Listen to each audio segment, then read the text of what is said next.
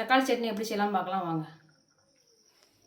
தேவையான பொருள்: பெரிய வெங்காயம் 2, 6 வத்தல், 3 தக்காளி, ஒரு பச்சை மிளகா, 4 வெள்ளைப்பூடு, கருவேப்பிலை, மல்லியில் எடுத்து வச்சுருக்கேன்.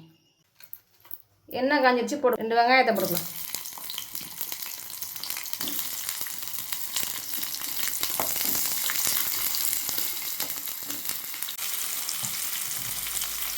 தேவையான அளவு உப்பு கொடுக்கலாம். 2 தக்காளியை போட்டுக்கலாம்.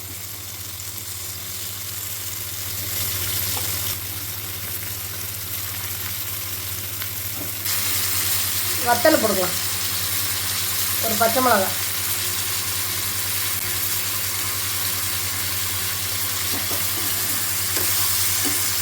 நல்லா வதக்கிக்கலாம்.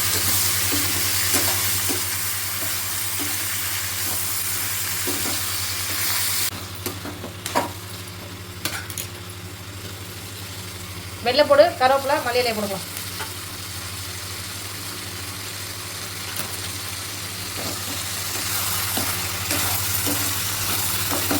கொஞ்சம் நல்லா வதங்கட்டும். வதங்க பார்ப்போம்.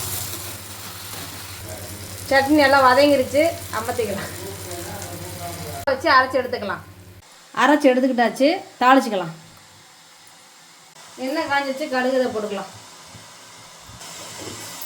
கரிச்சிருச்சு, போட்டுக்கலாம் கருவேப்பிலை.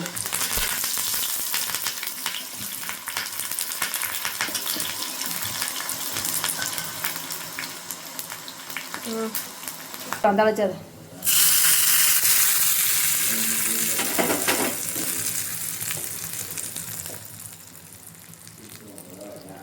செஞ்சு பார்த்துட்டு கமெண்ட்ல சொல்லுங்கள் எப்படி இருந்துச்சு.